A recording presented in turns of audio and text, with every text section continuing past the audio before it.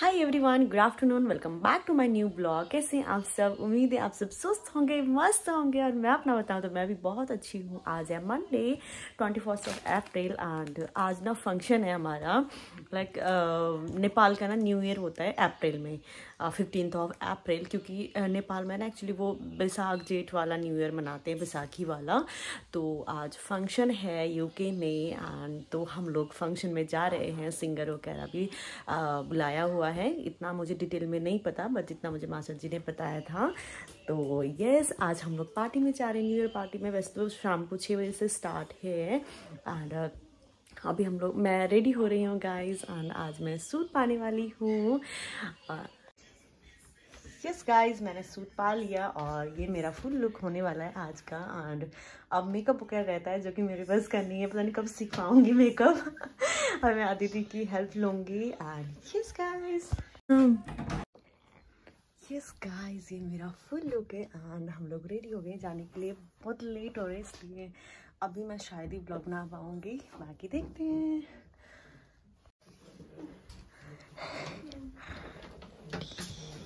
Hello guys,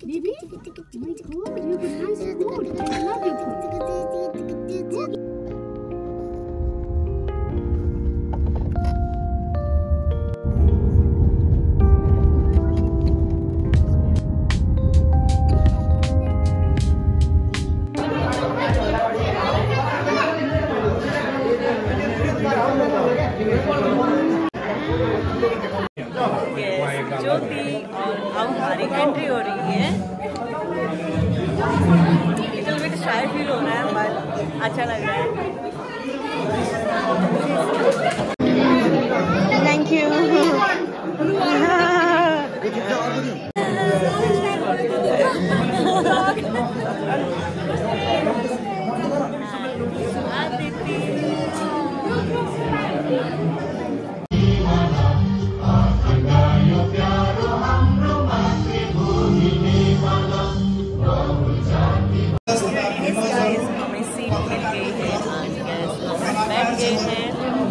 बाकी programme start हो गया है।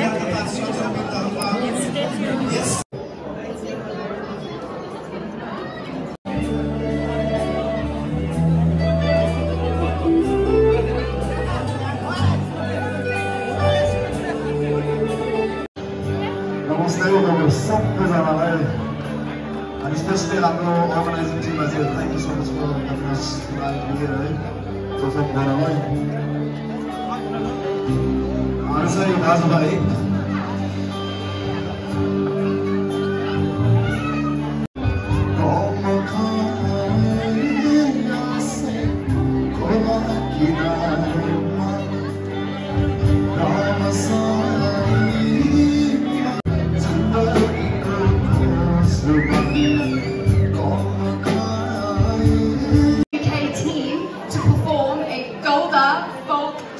as part of the first entertainment of the night. Thank you.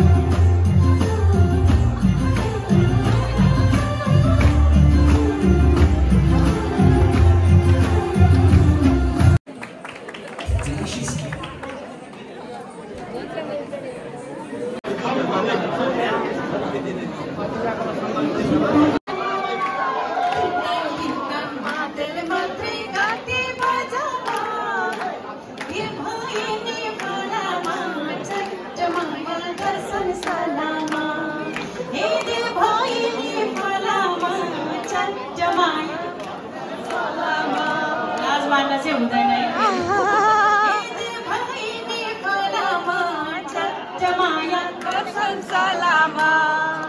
Thank you. सर्वप्रथम त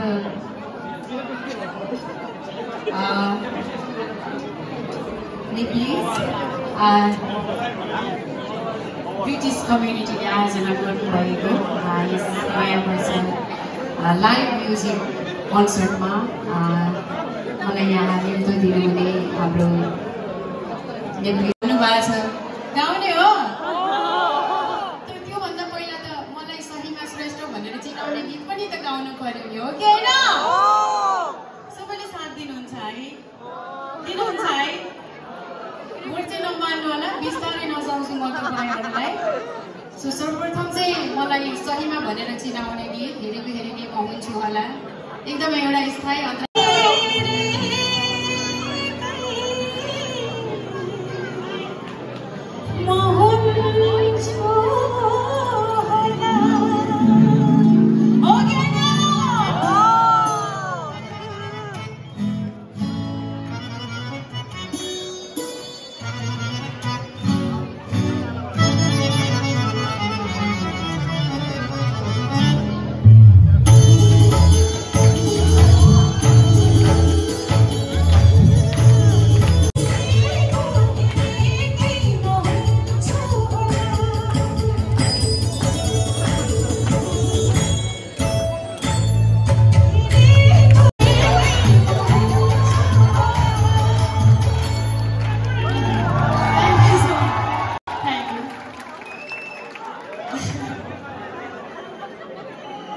अब चाहिँ पहिलोचोटि मै काली तिम्रै लागि हाम खाली, तिमीलाई भेट्न आएको है यता नजर लाग्यो खोइ। गाउँ छोप्नेलाई बहिष्कार, गाउँ छोप्नेलाई दिलकै नमस्कार है। एकछिन है, यस गीतका गीतकार चाहिँ सङ्गीतमा मेरो आदरणीय विष्णु गुरुङ दाजु समाजसेवी पनि हुनुहुन्छ। दाजु एकपटक यता आइदिनुहोस् न प्लिज।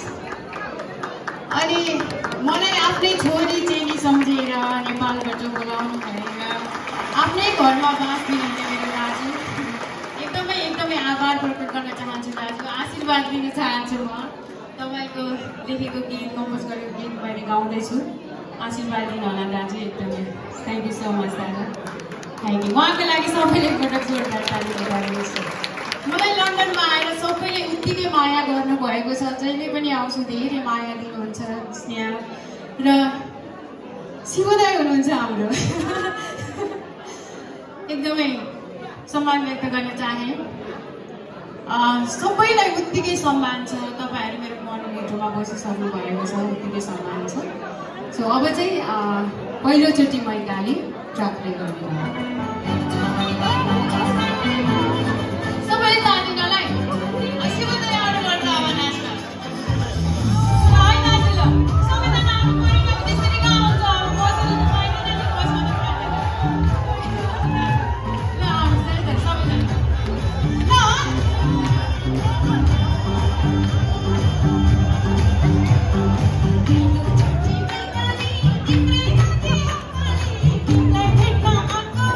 You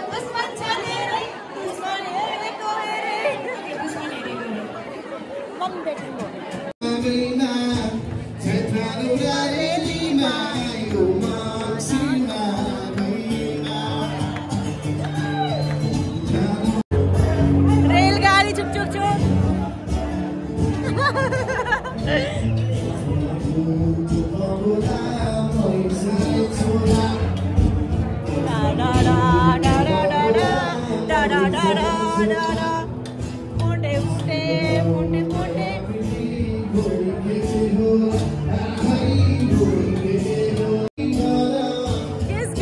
बहुत अच्छा लग रहा है प्रोग्राम, बहुत इंजॉय कर रही हूँ। एंड यहाँ पे कुछ खींचने का यानी कुछ बोलने का भी नहीं है, तो मैं जस्ट जो प्रोग्राम चल रहा है उस प्रोग्राम को कैप्चर कर रही हूँ। एंड यस, होप आप लोग भी इंजॉय करेंगे Nepali music. Thank you so much.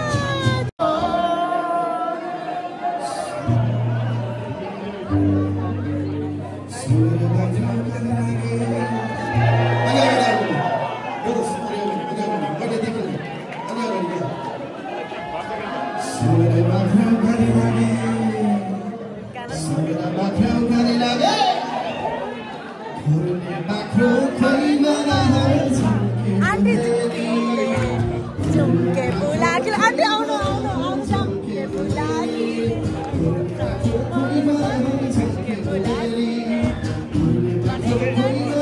झुमके बुला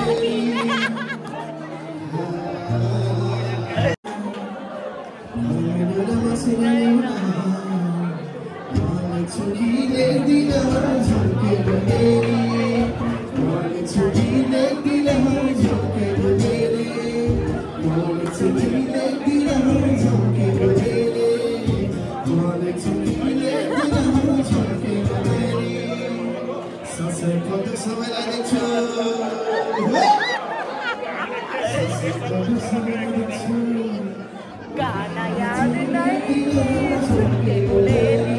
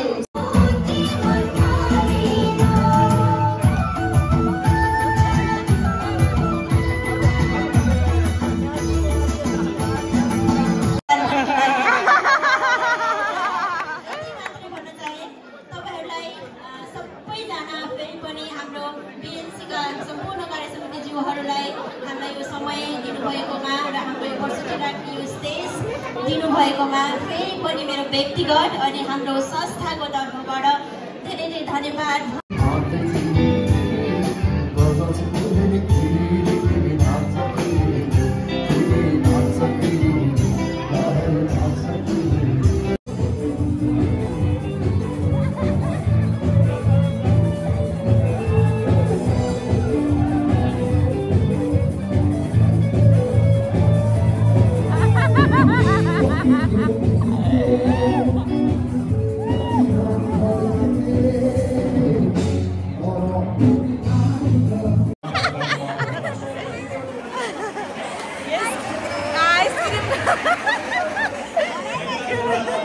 गाइस हमारा डिनर वगैरह हो गया और पता नहीं क्यों आज बच्चों की तरह आइसक्रीम खाने का मन कर रहा है हमारा, और हम लोग आइसक्रीम लेने जा रहे हैं। हम आइसक्रीम वाले का ढूंढ रहे हैं। एक्चुअली जब बच्चे खा रहे हैं ना, हमें भी लोगों को ना समटाइम पता नहीं, हमें भी आइसक्रीम खाने का मन कर रहा है और हम लोग जा रहे हैं आइसक्रीम लेने, क्योंकि डांस करके गर्मी लग रही है तो अपने आप को ठंडा ठंडा खुश कर रहे हैं।